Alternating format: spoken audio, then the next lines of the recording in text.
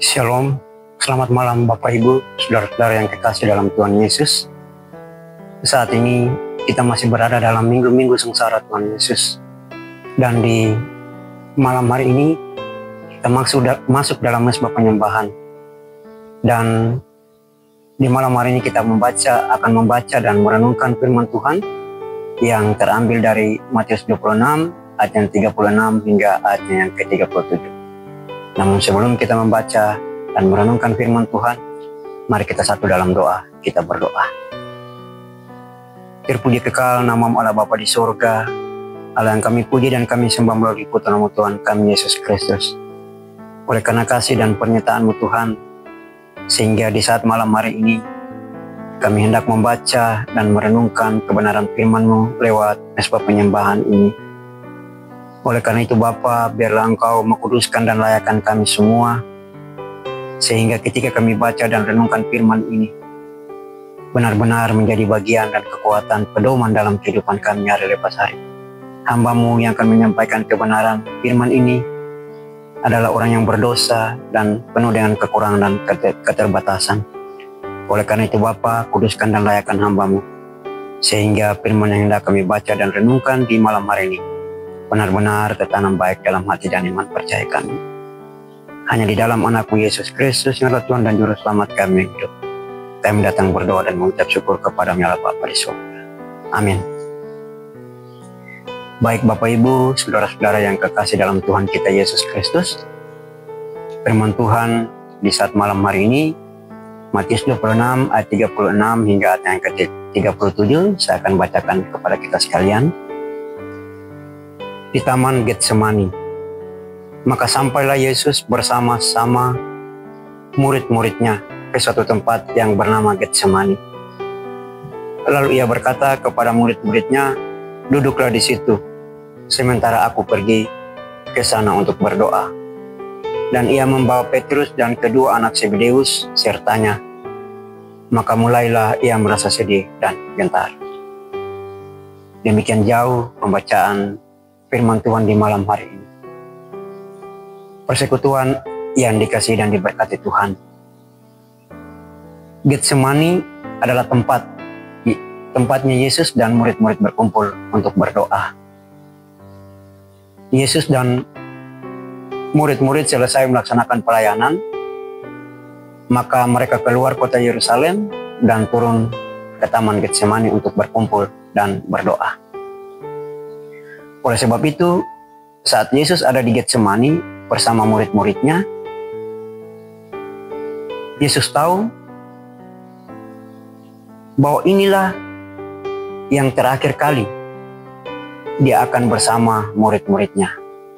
Apalagi Yesus tahu bahwa saatnya tiba dan waktu itu adalah waktu yang penuh dengan penderitaan yang luar biasa. Jadi, kenapa Tuhan Yesus mengajak murid-muridnya ke Taman Getsemani? Ya tentunya Tuhan Yesus sangat dan akan mengetahui bahwa dia akan mengalami suatu penderitaan yang besar dalam kehidupannya.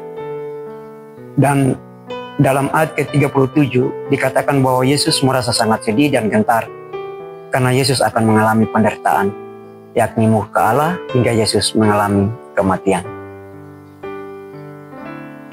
Lewat penderitaan yang dialami dan dirasakan oleh Tuhan Yesus nantinya akan dialaminya, perasaan Yesus sedih, gentar, berhadapan dengan semua yang akan dia alami.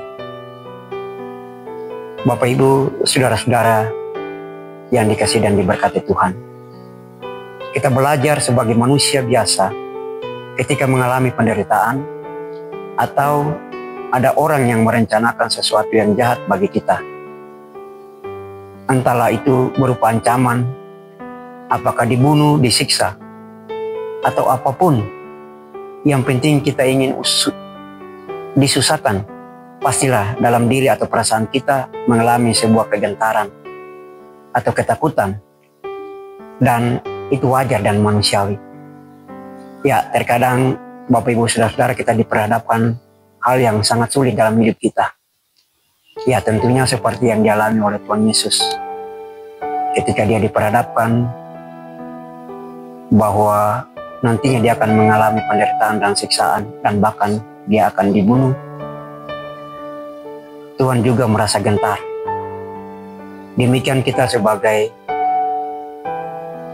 umat pilihan Tuhan, sebagai orang yang percaya kepada Tuhan, tentunya ketika kita diperhadapkan seperti tadi yang saya katakan, kita akan mengalami kegentaran hati, guncangan iman yang besar yang akan kita alami. Kalau misalnya kita akan diancam, dibunuh, atau apapun, atau disiksa, pasti kita akan mengalami rasa kegentaran atau ketakutan yang luar biasa, dan itu wajar dan sangat manusiawi. Ketika kita belajar dari Yesus menghadapi semuanya itu, Yesus tenang dan memohon kekuatan dari Bapanya lewat doa. Kalau kita belajar dari apa yang dialami Tuhan Yesus, dia memperlihatkan suatu sikap atau perilaku yang sangat baik sekali yang perlu kita contoh.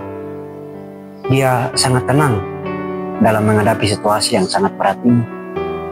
Dan satu hal yang sangat perlu kita lakukan dalam kehidupan kita seperti yang dia lakukan Tuhan Yesus, yaitu dia pergi berdoa. Ya, kalau kita dalam kondisi dan situasi seperti ini, tentunya kita harus banyak berdoa. Harus kita bawa dalam doa supaya semua yang kita alami, kita diperhadapkan dalam persoalan yang sulit ini, Tuhan akan memampukan kita dan menguatkan kita untuk menjawab semua apa yang kita gumuli, apa yang kita rasakan, bahkan apa yang kita alami. Marilah kita belajar berhadapan dengan pergumulan dan masalah. Apapun itu, marilah kita minta kekuatan Tuhan lewat doa. Karena doa adalah kekuatan kita. Apapun persoalan dan pergumulan itu, marilah kita bawa dalam doa. Karena sekali lagi doa adalah kekuatan, dan semua yang kita bisa sampaikan kepada Tuhan, nanti Tuhan akan menjawab semua pergumulan dan permasalahan kita dalam kehidupan kita. Amin. Baik Bapak Ibu, saudara-saudara yang kekasih dalam Tuhan, mari kita satu dalam doa. Kita berdoa. Kembali Tuhan, kami menghadap kekudusan-Mu, seraya iman percaya kami tengah di hadapan hadirat yang kudus. Kami mengucap syukur dan berterima kasih Tuhan, oleh karena kasih, anugerah dan penyertaan-Mu, sehingga firman yang baru saja kami baca dan renungkan lewat mesbah penyembahan ini, biarlah apa yang telah kami baca dan renungkan ini Tuhan, Engkau meteraikan dalam hati dan iman percaya kami, guna kami akan pakai dalam hidup dan kehidupan kami hari lepas hari. Bapa, jangan Engkau pernah meninggalkan kami. Biarlah lewat doa-doa dan permohonan yang kami sampaikan kepadamu, Tuhan mau jawab itu sesuai dan seturut kehendak-Mu. Dan ketika kami diperhadapkan dalam persoalan permasalahan kehidupan ini, biarlah Tuhan terus ada menjaga dan memelihara kehidupan kami. Terima kasih Bapa untuk segala kemurahan dan kebaikan. Kami berdoa buat kami semua, biarlah Tuhan akan selalu memelihara dan menyertai perjalanan hidup kami hari lepas hari. Terima kasih Bapa di surga, hanya di dalam anak-Mu Yesus Kristus, yang adalah Tuhan dan Juru Selamat kami hidup. Kami datang berdoa dan mengucap syukur kepada-Mu ya Bapa di surga. Haleluya, amin. Baik Bapak Ibu, demikianlah renungan mesbah penyembahan kita di malam hari ini. Kiranya Tuhan Yesus memberkati kita semua. Shalom, selamat malam.